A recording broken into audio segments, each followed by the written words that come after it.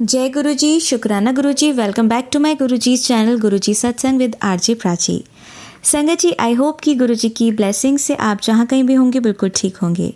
आज जो आप सत्संग सुनेंगे वो गुरु जी की ब्लेस्ड सत्संग है और संगत जी आपको इनमें गुरु जी की बहुत सारी ब्लेसिंग्स मिलेंगी और आपके जो भी सवाल होंगे गुरु जी से जुड़े या आपके मन में जो भी सवाल चल रहे हैं, इन सत्संगों के माध्यम से गुरुजी उनका जवाब देंगे आपको। तो इसीलिए सत्संग को अंत तक सुनिएगा और कमेंट सेक्शन में जय गुरुजी, शुक्राना गुरुजी लिखना ना भूलिएगा। आइए आज का सत्संग स्टार्ट करते हैं। जय गुरु जी, शुक्राना गुरु जी का अनंतम अनंतम शुक्राना मेरे गुरुपा। जय गुरु जी संगत जी। मैं गुरु जी की बेटी दिल्ली से बोल रही हूँ। ओम नमः शिवाय, शिव जी सदा सहाय। ओम नमः शिवाय, गुरु जी सदा सहाय। ओम नमः शिवाय, शिव जी सदा सहाय। ओम नमः शिवाय, गुरु जी सदा सहाय। संगत जी, मैं आज अपना शुक्राना सत्संग शेयर करना चाहती हूँ और उससे पहले मैं संगत जी गुरु जी से मैं माफ़ी मांगना चाहती हूँ कि मैं बहुत ही केयरलेस हो गई हूँ, बहुत आलसी हो गई हूँ। और गुरुजी मुझे बार बार और काफ़ी टाइम से कह रहे हैं कि अपना बेटा शुक्राना सत्संग शेयर करो, लेकिन संगत जी पता नहीं क्या हो जाता है, मेरा मन ही नहीं करता। आगे तो पहले टाइम नहीं मिल पाता था, अब कुछ टाइम मिलता है तो मुझे नींद आ जाती है और नहीं तो मुझे कोई और काम याद आ जाता है। तो मतलब सिर्फ घर में ही मैं इतनी व्यस्त हो गई हूँ कि मुझे शुक्राना करने का भी टाइम नहीं मिल रहा। तो इसलिए मैं गुरुजी का आज शाम को ही मैसेज आया। आज संगत जी डेट है 18 नवंबर और मंगलवार का दिन है और 8:28 हो गए हैं इस टाइम शाम के। तो संगत जी मैंने कहा कि नहीं, मुझे आज कुछ भी हो जाए तो आज मंगलवार है और कहते हैं कि मंगलवार को शुक्राना जब करते हैं तो हमारे कष्ट कटते हैं, दुखों का नाश होता है। तो आज शाम को ही गुरुपा का मैसेज आया कि भाई कुड़िए माफ़ी मांग, तू शुक्राना भाई नहीं कर रही है, तू शुक्राना तो हम तूने ना करने की कसम खा ली है, तो तू पहले मेरे से माफ़ी मांग उसके बाद शुक्राना कर। तो संगत जी मुझे बड़ी फील हुआ कि गुरुजी हमारे पिताजी, हमारे गुरु पिता हमारे से भाई बहुत नाराज़ हैं और वो उनके दिमाग में मतलब हमारे लिए ये आ रहा होगा कि हम बहुत घमंडी हो गए हैं या मतलब व्हाटएवर जो भी है। मतलब हमें मुझे शर्म आ रही है अपने ऊपर संगत जी कि मैं इतनी आलसी, इतनी नालायक बेटी हूँ उनकी कि मैं उनका एक, वो मुझसे शुक्राना चाहते हैं वो भी हमारे ही फ़ायदे के लिए, मैं वो उसके लिए टाइम नहीं निकाल पा रही संगत जी। तो इसलिए मैं सबसे पहले अपने गुरु पिता से माफ़ी मांगना चाहती हूँ कि गुरु जी अपनी इस नालायक बेटी को, निकम्मी बेटी को माफ़ करना, आलसी बेटी को माफ़ करना। गुरुपा मुझसे बहुत बड़ी गलतियाँ हो रही हैं गुरुपा, मैं जानती हूँ, लेकिन प्लीज़ गुरुपा आप मेरे को माफ़ कीजिए। गुरुपा मैं जानती हूँ आप बहुत प्यारे हैं गुरुपा, मैं जानती हूँ अपनी बेटी को माफ़ कर देंगे, लेकिन गुरुजी मैं नहीं जानती कि क्या नेगेटिविटी हो रही है मेरे ऊपर, कि मेरा पता नहीं क्या हो गया मुझे थोड़े दिन से, एक हफ्ते से कि मेरा शुक्राना करने का मन, मतलब जब टाइम आता है मुझे लगता है कि मेरे पास थोड़ा टाइम खाली है, मैं कर ही नहीं पाती।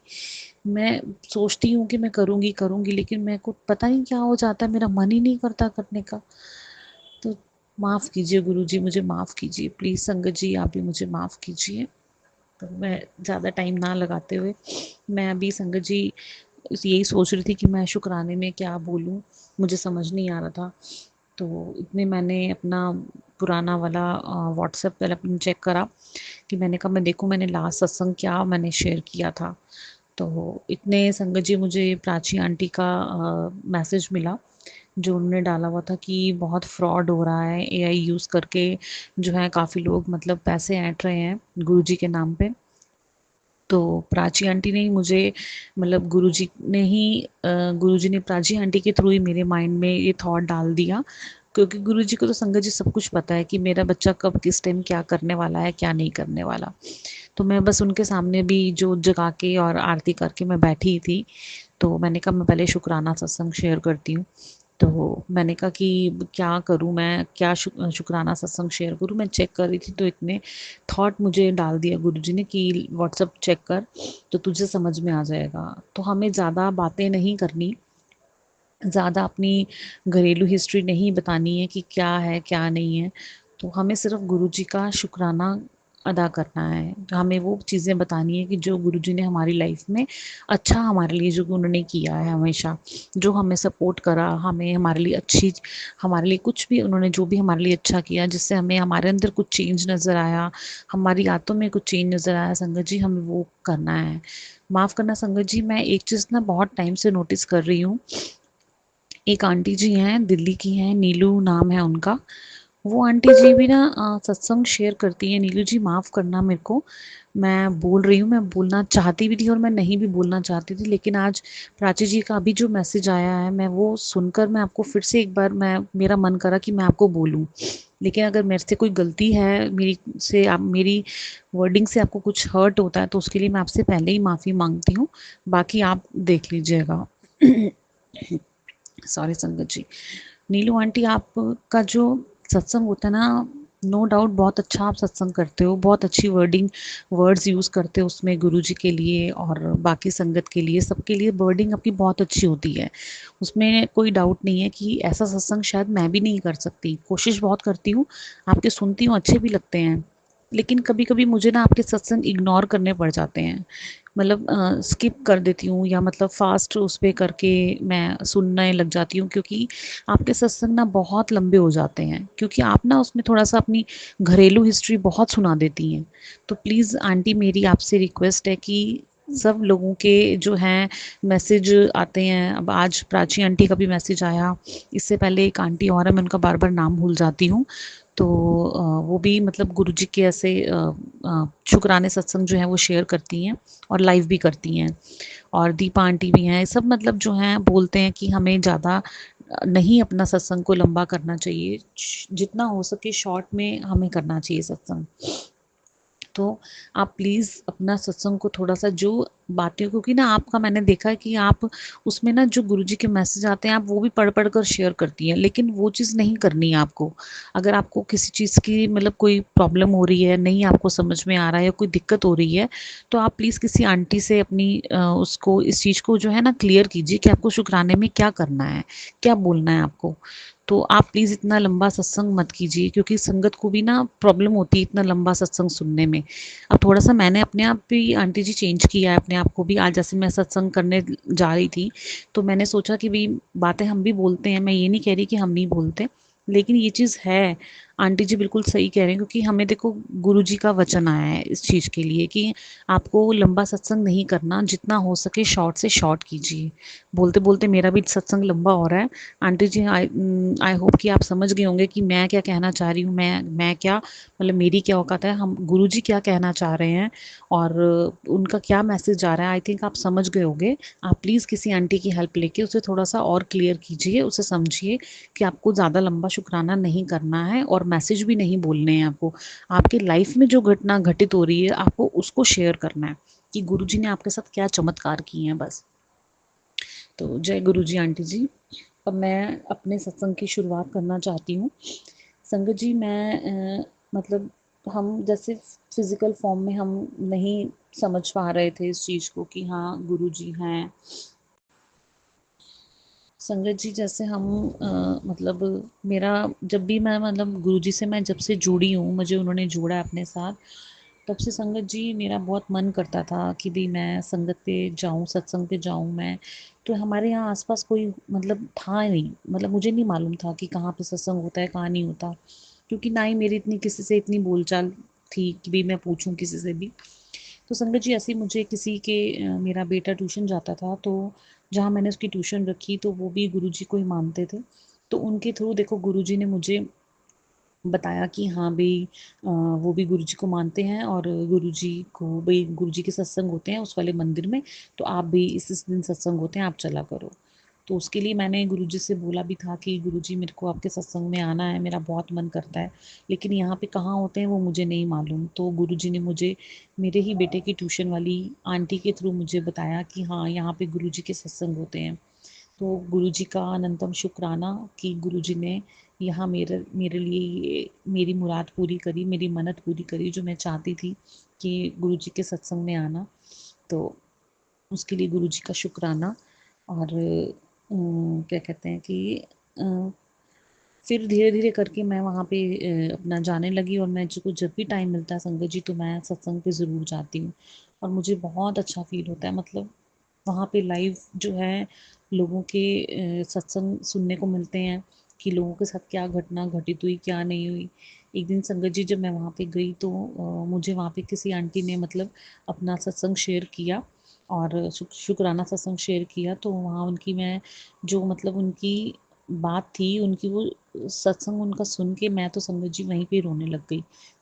मुझे इतना रोना आया वहाँ पे, लेकिन कंट्रोल करने के बावजूद भी मैं संगत जी बहुत रोई। मतलब संगत जी मुझसे ना किसी का दुख देखा नहीं जाता, मैं किसी की स्टोरी भी नहीं सुन सकती कि हाँ उनके साथ क्या बीती है, मेरी आंखों में आंसू आ जाते हैं। और अभी एक आंटी जी और हैं, उनकी मैं ना उनके एक्चुअली नाम बार बार भूल जाती हूँ।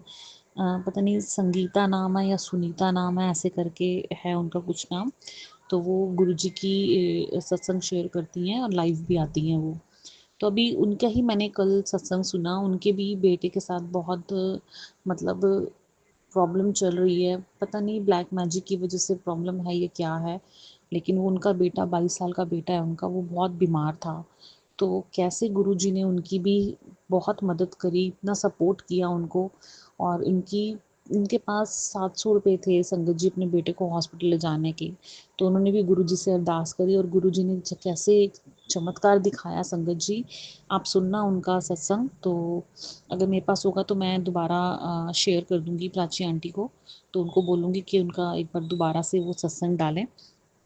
आई होप, वैसे तो सबके पास पहुंच ही जाता है, बट फिर भी मैं मतलब करूँगी एक बार कोशिश। तो अगर मुझे भी दोबारा वो मिला सत्संग तो मैं ज़रूर डालूँगी। उनकी मतलब स्टोरी जो है वो इतनी मतलब है ना, कि जैसे अभी प्राची आंटी जी ने भी अपने मैसेज में बोला कि जिसका दुख होता है ना, जिसको जिस तन कहते हैं ना, जिस तन लागे वो तन जाने। मतलब जिसको जितना जितना अपने दुख का दर्द जितना होता है ना, वही इंसान जानता है अपने दुख तकलीफ का दर्द। वही समझ सकता है, दूसरा नहीं समझ सकता। समझ भी लेगा, सुन के एक बार अफसोस तो ज़रूर होगा, लेकिन वो फील नहीं कर पाएगा इंसान जो उसको दर्द दुख हो रहा है संगत जी। हम भले ही हम लोग भी दुख दर्द सुनते हैं, मतलब झेलते हैं इस चीज़ को, लेकिन फिर भी जो चीज़ मतलब एक सामने एक आपके साथ बीत रही है ना, तो वही जानता है कि हाँ। तो इसलिए गुरुजी से संगत जी अपना अपना जो है अपना बनाइए, अपनी कोऑर्डिनेशन बनाइए उनके साथ, गुरुजी के साथ। तो उनके साथ हाँ डायरेक्ट कनेक्शन कनेक्शन बनाइए अपना। ये नहीं कि किसी के थ्रू कि हाँ आप हमारी अरदास कर दो, वो चीज़ नहीं संगत जी। आप खुद अपनी अरदास लगाइए, क्योंकि जो आप खुद अपनी अरदास लगाएंगे, जो शक्ति जो फील उसके अंदर होगा ना संगत जी, वो किसी शायद दूसरे की उसके अंदर नहीं होगा अरदास में। बाकी हाँ, कहते हैं कि जैसे भी उन आंटी जी का था कि उन्होंने सोनू अंकल को फ़ोन किया, और उन्होंने एक दो को और भी फ़ोन किया। तो वो संगत के वहाँ के जैसे बड़े हैं, तो उन्होंने अरदास करी, उन्होंने बाकी संगत को भी सारे मैसेज भेजे। तो जितनी जिससे जिससे जिससे हेल्प हो सकी उन्होंने सब उनकी हेल्प की। काफ़ी मतलब पैसों की बहुत मदद हुई उन आंटी को। तो संगत जी उस हिसाब से गुरु जी का बहुत अनंतम शुक्राना है। गुरु जी हर अपनी बेटी पे ऐसी अपनी मेहर बना के रखते हैं संगत जी। तो आप अपना गुरु जी से जो है अपना कांटेक्ट बनाइए उनसे, तो जिससे कि गुरु जी के को कोई भी अरदास करनी हो, कुछ भी कहना हो, आप खुद पर्सनली उनसे अपना आई कांटेक्ट बनाइए, ना कि किसी और के थ्रू। और संगत जी मुझे अभी एक्चुअली हमारे घर में कुछ दिक्कत चल रही थी, तो काफ़ी 2-3 महीने से परेशानी काफ़ी ज़्यादा चल रही थी। बीमार था कोई हमारे घर में, तो हम मेरे को बहुत मन था कि मैं ना फ़ोन लूँ, और लेकिन आईफ़ोन लूँ। तो भले ही चलाना आता हो ना आता हो, लेकिन आईफ़ोन की मेरे को बहुत डिमांड थी, बहुत ख्वाहिश थी मेरी कि मेरे को आईफ़ोन लेना है।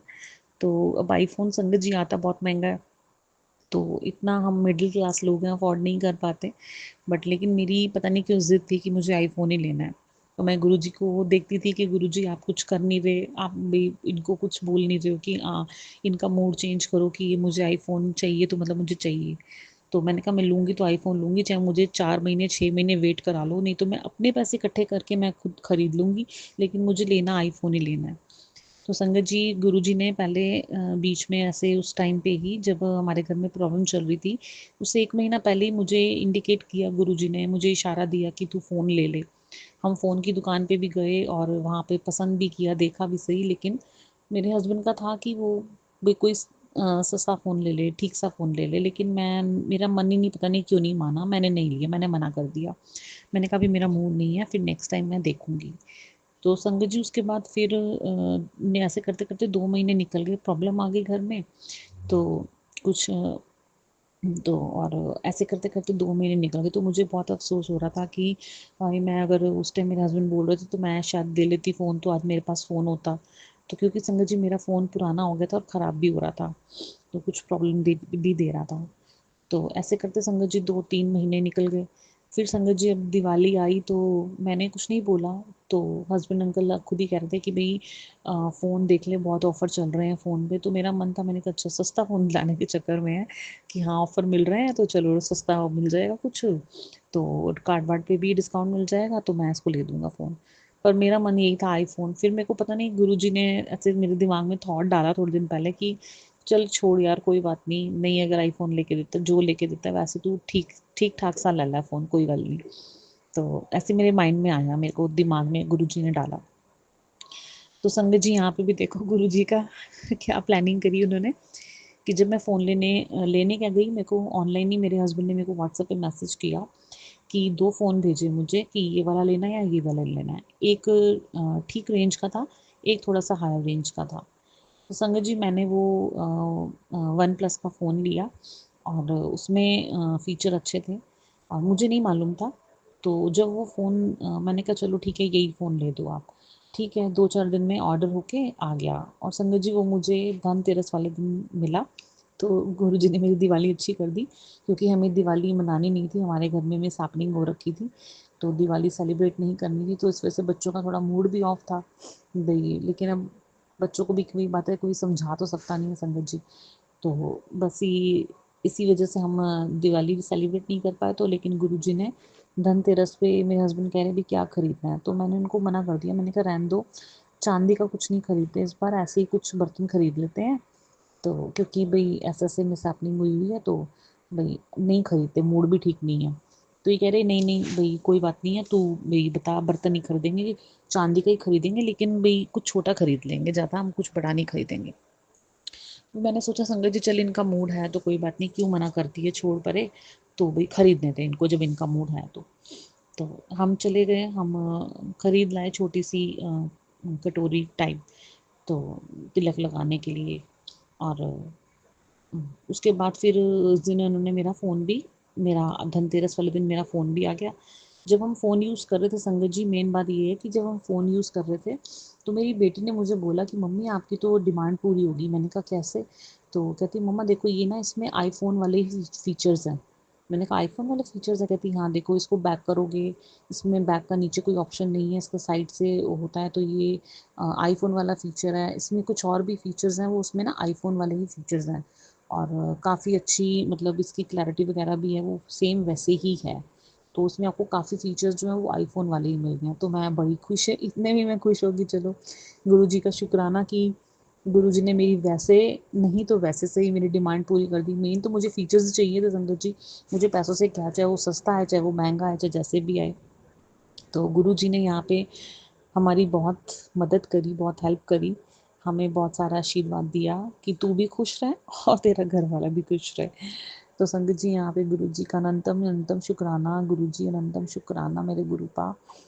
आप जैसे पिता पाकर तो सच में गुरुपा मैं धन्य हो गई। मतलब संगत जी मैं जो भी मैसेज आते हैं गुरुजी के, मैं कभी-कभार तो ऐसे होता है संगत जी 2-2 दिन हो जाते हैं मैं नहीं सुन पाती। आप मानोगे नहीं संगत जी कि मैं किसी को ये नहीं कह रही कि आप भी वही काम करो जो मैंने गलती करी है। बट लेकिन ये है कि क्योंकि देखो संगत जी हर एक इंसान का ना अलग कनेक्शन होता है गुरुजी के साथ। किसी के कर्म कैसे होते हैं, किसी के कर्म कैसे होते हैं संगत जी, किसी को कैसे दुःख मिलते हैं, किसी को अपने-अपने हिसाब से सबके साथ भगवान न्याय करते हैं। तो संगत जी मेरे साथ तो गुरु ये हुआ कि जैसे मैसेज भेज रहे हैं गुरुजी और मैं कई बार नहीं सुन पा रही, बहुत थक गई हूँ या मैं मतलब रात को सुनती थी, तो रात को सोते समय मैं अपना सुन लेती थी कई बारी फ़ोन से, तो उससे मेरी ना आइज़ पे बहुत फ़र्क पड़ रहा था। तो गुरुजी ने मेरे को मना कर दिया कि तू रात को अपनी नींद पूरी करा कर, तू दिन में सुना कर मैसेज, जो सत्संग में भेजता हूँ वो दिन में सुना कर, रात को नहीं सुनेगी। तो मैं थोड़ा-सा मान लिया कहना, ठीक है। तो संगत जी होता ये है कि जैसे मान लो मेरे भाई पे कोई कष्ट है, या मतलब मुझ पे है, या मेरे बच्चों पे है, तो कई बार ऐसे आता है थंबनेल कि भई जल्दी सुन, नहीं सुना ना तो भई कुछ भी हो सकता है, फिर ना मैनू मैनू ना कहीं फिर तू।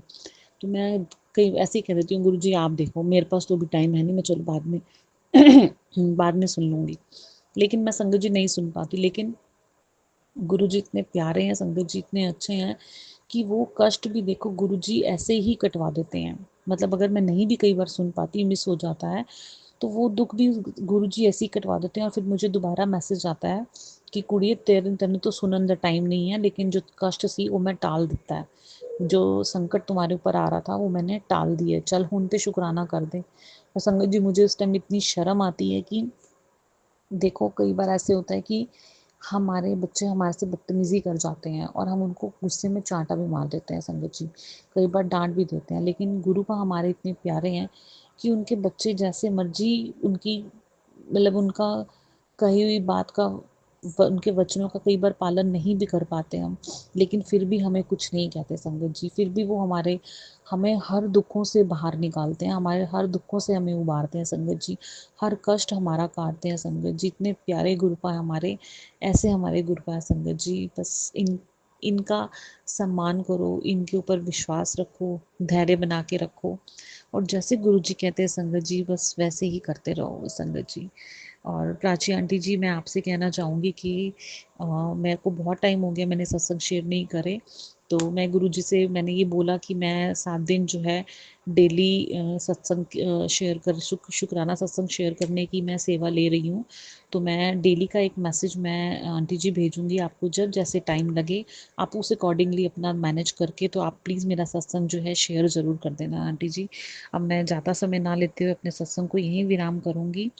अनंतम अनंतम शुक्राना मेरे गुरुजी, अनंतम अनंतम कोटि कोटि नमन मेरे गुरुपा, कोटि कोटि शुक्राना आपका।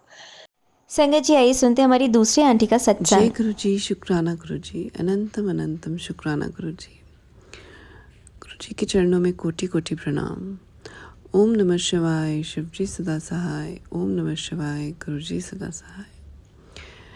गुरु जी हमारे से प्यार करते हैं तो हमें वो मैसेज भी देते रहते हैं। तो मैं अभी थोड़े दिन पहले मैसेज आया गुरु जी का कि तू बड़े मंदिर आ जा, तुझे ब्लेस करना है। और मैं उस टाइम सोच रही थी कि अभी कोई प्लान नहीं बन रहा है बड़े मंदिर जाने का।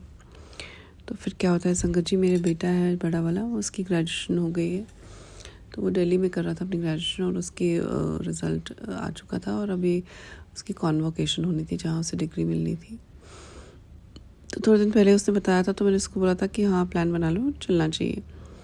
बट तो कह रहा था नहीं मेरे फ्रेंड्स ही आ रहे हैं, उनके पेरेंट्स नहीं आ रहे, तो मैं चला जाता हूँ। मैंने कहा नहीं, पेरेंट्स को साथ जाना चाहिए, तभी अच्छा लगता है कॉन्वोकेशन पे। पर बच्चों ने कभी अटेंड नहीं की होती कॉन्वोकेशन, या उन्हें इस बात का आइडिया नहीं होता कि पेरेंट्स के साथ जाना होता है। क्योंकि उसके फ्रेंड्स के पेरेंट्स नहीं आ रहे थे, तो उसको भी लगा कि ठीक है मुझे भी अकेले ही जाना चाहिए। बट जब 1 वीक रह गया ऑलमोस्ट, तब मैंने उससे पूछा क्या है, मैं साथ में चलती हूँ। तो उसने कहा ठीक है आप चलो, आपका दिल है तो। और फिर उसके फ्रेंड से बात हुई तो उनके भी पेरेंट्स आ रहे थे, क्योंकि सबके पेरेंट्स ने समझाया कि कॉन्वोकेशन पे पेरेंट्स के साथ ही जाना होता है। तो फिर मैं प्लान करके मैंने बोला ठीक है टिकट्स वगैरह देखो। पहले टिकट्स नहीं हो रही थी, फिर हमने लास्ट फोन पे फिर हमने फ़्लाइट से बुक किया, और हमने पहले जो बुकिंग कराई थी वो हुई नहीं, और फिर हमें चेंज करके एक दिन पहले की बुकिंग लेनी पड़ी, क्योंकि हमें फिर वो हमारा काम नहीं हो रहा था रिटर्न का भी। तो क्या होता है संगत जी, तो गुरुजी को पता होता है कि मैंने आना है दिल्ली, उन्होंने तो पहले ही मुझे मैसेज दे दिया था। तो हम लोग जब जिस दिन दिल्ली आते हैं तो हमारी रात की फ़्लाइट होती है, हम लेट पहुंचते हैं, और अगले मॉर्निंग फिर मैं पता करती हूँ तो पता चलता है फ्राइडे है, तो उसकी सैटरडे को कॉन्वोकेशन थी। तो हमने एक दिन पहले आने का ले लिया हमें फ़्लाइट की। तो हमारे पास फर्स्ट डे जो था, पहले हमने सोचा था कि जब कॉन्वोकेशन के नेक्स्ट डे रुकेंगे और वहाँ जाएंगे, बट चेंज ऑफ प्लान हुआ तो हमें फ्राइडे का दिन गुरुजी ने करवाया कि जिसमें हम दिल्ली में हों। और मैं बहुत देर से गुरुजी को बोल रही थी कि गुरुजी अब मैं जब आऊँगी, क्योंकि मैं लास्ट टाइम भी गई हूँ तो मैं ज़्यादा देर रुक नहीं पाई अंदर दरबार में। मैं गुरुजी को बोलता अब नेक्स्ट टाइम आऊँगी तो आप प्लीज़ वहाँ बैठने का मौका दीजिए और आप अपनी ब्लेसिंग देना कि हम वहाँ पे मतलब आपके दरबार में बैठ के आपको दर्शन कर सकें, आपके साथ थोड़ा सा टाइम स्पेंड कर सकें, तो मन को थोड़ी तसल्ली होती है कि बड़े मंदिर होके आए हैं। ऐसे ऐसे वहाँ जाओ और अंदर से बाहर आ जाओ तो लगता है ऐसे जल्दी जल्दी बस हो गया सब। तो लगता है गुरुजी पूरे मिले नहीं है अभी, गुरु कुछ मतलब अंदर से ना वो सेटिस्फेक्शन नहीं होती है। तो गुरुजी महाराज को पता था कि मुझे क्या चाहिए, तो उन्होंने पहले ही प्लान बनाया था। उससे लिए हमारी टिकट्स भी चेंज हुई और हमें फ्राइडे का दिन मिला पहले, जो कि मुझे नहीं पता था ये बात। फ्राइडे को संगत जी आपको भी इस बात का अगर नहीं पता है तो फ्राइडे को शाम को होते हैं दर्शन, और शाम को वो क्या करते हैं कि आपको अंदर बैठने भी देते हैं दरबार पे फ्राइडे को।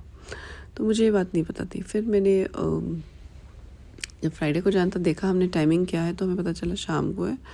तो हम शाम को वहाँ पे गए और जब हम जा रहे थे कैब में, रास्ते में थे, तो मेरे को एक सेवादार हैं जो हम बड़े मंदिर में जिनको मैं जानती हूँ, मैंने उन्हें कॉल किया और मैंने उन्हें बोला कि आप मेरा बहुत दिल है कि मैं इस बार जब जाऊँ तो मैं अंदर बैठ सकूँ, तो आपकी ड्यूटी है आज कि आप मुझे कुछ ऐसा हो कि मैं अंदर बैठ पाऊँ। तो उन्होंने कहा नहीं, मेरी ड्यूटी नहीं है, मेरी तो मंडे को होती है, लेकिन आप